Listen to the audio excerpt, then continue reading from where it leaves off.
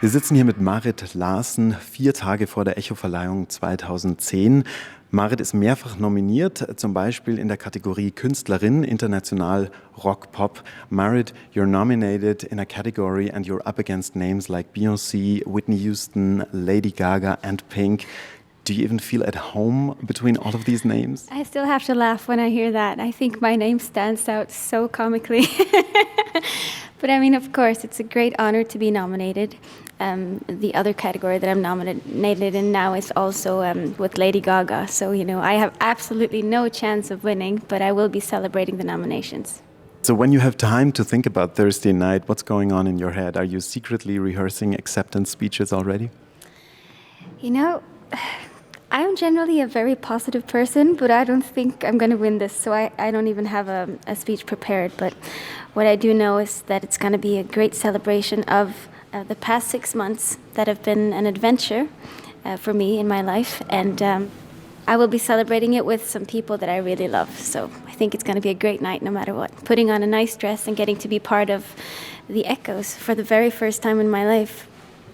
You're also nominated in the category Best Newcomer International, which sounds like you're new to the game, but that's not true. You've been famous in Norway and in other countries for a long time, also as a solo artist, but also with your group M2M. After all this time, do you feel like you sorted out the music business by now? Do you know when you write a successful song? Do you know what makes a song successful? Do you know when you write a hit song? There is no way to know. And I mean, I have so many songwriter friends who dream their whole lives of getting the attention for their songs that I have been getting. They also write, you know, songs that really deserve the attention, but there's also this, I would say, 50% of luck that you have to have to succeed. But it is, of course, overwhelming to see that one of my songs that I wrote in my attic at home, like all of my other songs, end up going from not being a known artist at all to being #1 in just a matter of months. Right. Playing sold-out shows in Germany now for the second round, I think, in a few months. How would you describe German audiences, or is that even possible? I'm falling in love with the German audience. I mean, on my first ever concert tour of Germany in November, 18 out of 20 shows were sold out. But I was playing pretty small venues, but at the same time, it was my first ever tour here. And now I'm getting to go back already just a few months later. And the places are still filling up, although they're quite a bit bigger this time. My audience here is very attentive. They really listen when I have something to say.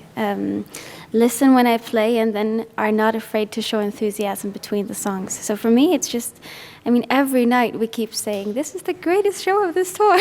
It's like a constant celebration. I think it's really amazing that when you talk about your success in your career, your eyes really still sparkle and you really seem genuinely moved by everything. How do you manage to stay so humbled by it and so impressible? I am very humble to be able to do my favorite thing every day of the year, and I'm getting to do that because the music that I do still write for myself. I never attended a songwriting school. I don't have the golden ticket. Can actually have something to say for other people.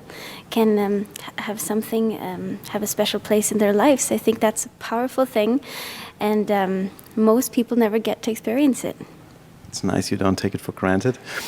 I think that's a very dangerous thing. You come from a very musical family. Your father is playing in the Oslo Philharmonic Orchestra. Your mom is a music teacher. So that could mean two things. One, you grew up in a really creative, beautiful fairy tale musical family. Two, you grew up in a very demanding, ambitious family with lots of tears practicing the piano when you were young. Well, I don't think either is really correct. What I do know is that my house was always filled with music. For the first few years of my life, I only listened to classical music, which I think had a great impact on my melodic sense. I did start playing the piano because my mom was teaching her students at home, and I was actually, my earliest childhood memory is sitting beneath her grand piano when she was teaching. It's a wonder that I still have my hearing intact.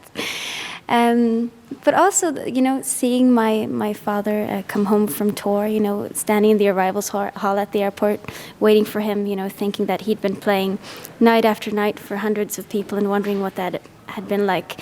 Of course, that had something to do with my longing for music and being able to do it. But the fact that it's become a thing that I can actually do for a living now and not having to do something on the side, I mean, that's even almost too big for me to fathom, I think.